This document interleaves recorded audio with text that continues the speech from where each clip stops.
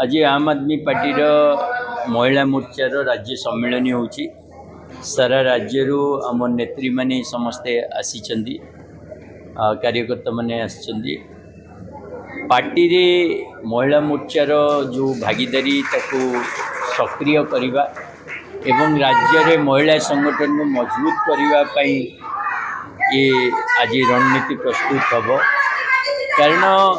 साधारण जनतार 50 भाग है महिला जदि महिला शक्ति मजबूत न हुए ताहले निश्चित भाव में कौन संगठन आगू को जापरि तेणु आम मैंने संगठन को आगे नापी आज रणनीति प्रस्तुत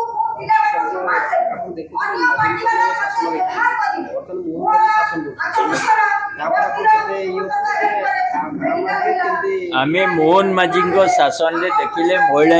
अत्याचार 10 गुणा बढ़ी जाइए प्रत्येक दिन रेप मर्डर ता संख्या बढ़ी चलती एवं महिला मानकर आपण जो इवेन नवीन बाबू जो मिशन शक्ति करते जो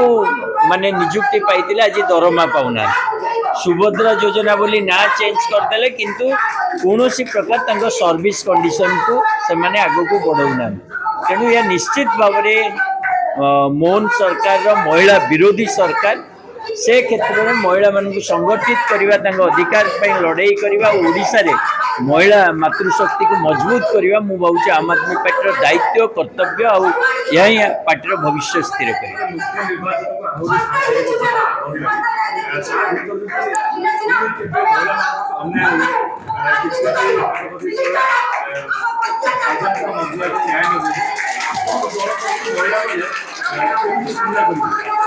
नहीं शुणु वर्तमान महिला से असहाय नुह लड़वा शिखी केवल सहित छिड़ा हवा दरकार आईन कानून नीति नियम ताकू ठीक रे पालन करा दरकार आमे माने मजबूती सहित आम महिला संगठन माध्यम रे ओडिशार जो नारी समाज मातृशक्ति ताको आहुरी संगठित करने बलिष्ठ करने सहित सुख दुख छिड़ा हवा प्रयास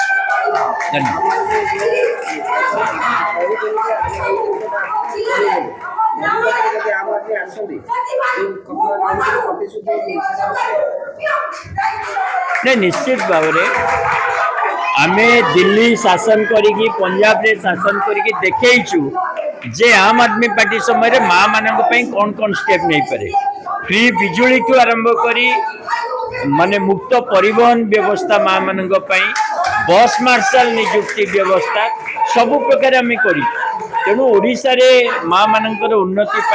आर्थिक स्वावलंबनशीलता जो आर्थिक अभिवृद्धि निज गोटे छिड़ा करने